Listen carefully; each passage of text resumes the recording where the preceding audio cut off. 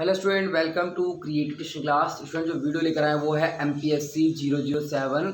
जो आपकी बुक है वो है भारत में सामाजिक आंदोलन और राजनीतिक चिंतन। और जो आपका जो चैप्टर है वो है इसका 6 राज्य बाजार और सामाजिक आंदोलन। इसमें जो क्वेश्चन आता है वो है स्वतंत्रता पश्चात भारत में राज्य की प्रकृति का वर्णन करें, या क्वेश्चन आ सकता है भारतीय राज्य पर टिप्पणी करें। तो ये क्वेश्चन दोनों तरीके से आ सकता है और मैं इसके एक तरीके शॉर्ट पॉइंट एक तरीके आपके सामने रखूंगा ताकि आप इसको समझकर एक तरीके से इसको एक्सप्लेन कर सकें। नेक्स्ट है इसमें जो फर्स्ट जो पॉइंट है, बाजार एक सामाजिक आंदोलन में से राज्य में संबंध को समझने के लिए भारत को 2 चरणों में बांटा गया है। पहला 90 के चरण, तो 90 के दशक और 90 के दशकोत्तर चरण, ये 2 एक तरीके से भागों में बांटा गया है। इसमें उदारीकरण के वर्तमान स्वरूपों से पहले का दौर और उनका संपाती दौर इस प्रकार सीमांकन और उनके बीच संबंध को समझने में मददगार होगा।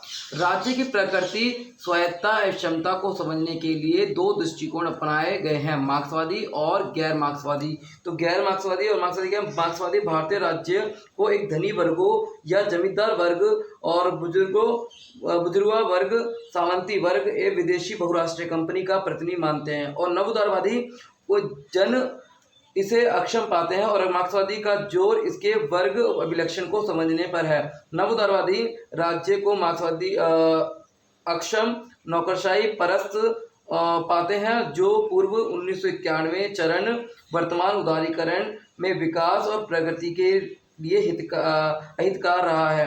भारतीय राज्य संबंधी उनकी आलोचना उनके 2 अभिलक्षणों पर ध्यान केंद्रित करती है। पहला, विकास नियोजन एवं राज्य के हस्तक्षेप। राज्य के नवोदारवादी आलोचकों के अनुसार भारतीय राज्य स्वतंत्र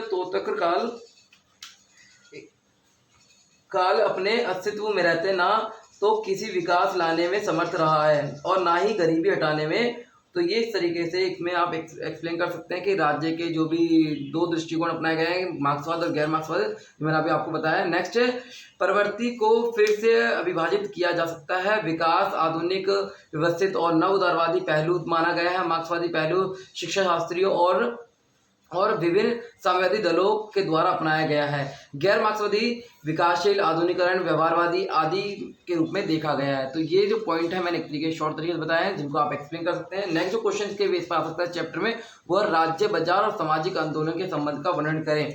तो संबंध का वर्णन मैंने आपको बता दिया, इसमें जो आप एक तरीके से इसको एक्सप्लेन कर सकते हैं, जो ऊपर वाले मैंने बताया, और नीचे वाले को एक तरीके से पूरा एक्सप्लेन करके लिख सकते हैं। तो राज्य बाजार और सामाजिक आंदोलन में संबंधों का वर्णन करने के लिए, तो स्वतंत्रता के बाद 20 सालों तक राज्य समस्त जल कल्याण संबंधी कार्यों में प्रमुख भूमिका रही है। विकास के नेहरू महालनोबिस मॉडल ने भी राजा के सतत भूमिका पर बल देते हुए देश के सर्वग्राही विकास और लक्ष्य सामने रखे हैं। राज्य को प्रमुख भूमिका में बनाए रखने के वाले बहुत सारे नेशनल और इंटरनेशनल, मतलब कि राष्ट्रीय और अंतर्राष्ट्रीय एक तरीके से सहयोग को देखा गया। बाजार में अपनी सारी गतिविधि के लिए राज्य पर निर्भर रहते हैं। तो आपको ये समझना है कि जो बाजार होते हैं वो राज्य की स्थिति पर निर्भर करते हैं, और कायदे कानून को दायरे में रहकर वो कार्य करने की थोड़ी बहुत स्वतंत्रता बाजार को प्राप्त थी। कुल मिलाकर बाजार व्यवस्था राज्य व्यवस्था से कमजोर है। तो किस प्रकार इसमें बताया गया कि राज्य व्यवस्था किस प्रकार बाजार व्यवस्था से एक तरीके से ज़्यादा है, मतलब इसकी व्यवस्था कितनी महत्वपूर्ण है। नेक्स्ट, भारत जब आज़ाद हुआ तब भारत में को आज़ादी के साथ ढेर सारी समस्याएं भी विरासत में मिली थी, और इन समस्याओं से कुछ बाहरी और कुछ बहुत सारी आंतरिक थी। तो इसमें से संबंधित समस्याओं के समाधान में हिस्सेदारी राज्य की उठानी थी। आज़ादी के साथ ही देश का बंटवारा हुआ, और इस विभाजन के उपरांत बहुत सारे शरणार्थी का भारत आना, हिंदू मुस्लिम दंगे, भारतीय रजवाड़ों का विलय तथा घोर गरीबी, अशिक्षा जैसी समस्याओं का राज्य सफलतापूर्वक निपटना था। विकास और समस्याओं के समाधान का जो रास्ता अपनाया गया उससे सफलता जरूर मिली, लेकिन राज्य उन जन आकांक्षाओं और आवश्यकताओं पर खरा नहीं उतर पा रहा था। इन हालातों ने व्यापक रूप से जन असंतोष को बढ़ावा दिया। तो और जब राज्य पहले से मुकाबले ज़्यादा कमजोर हुआ तथा बाजार राज्य के मुकाबले ज़्यादा अच्छी स्थिति में आ गया, और जन कल्याण कार्यों के कार्यधर्ता के रूप में राज्य की भूमिका सीमित होने लगी। और शीत युद्ध के बाद खासतौर से समाजवादी खेमे के पतन के बाद बड़े पैमाने पर बुद्धिजीवी और गैर सरकारी संगठनों तथा स्वैच्छिक संगठनों का उदय होने लगा, और व्यक्तिगत दुरुपयोग ने स्थिति सामाजिक आंदोलन के और भी अनुकूल माहौल उपलब्ध कराया और गुजरात में नव निर्माण आंदोलन तथा जयप्रकाश नारायण के संपूर्ण क्रांति जैसे जन आंदोलन सामने आए हैं, जिसके आप एक उदाहरण देकर एक एक्सप्लेन कर सकते हैं।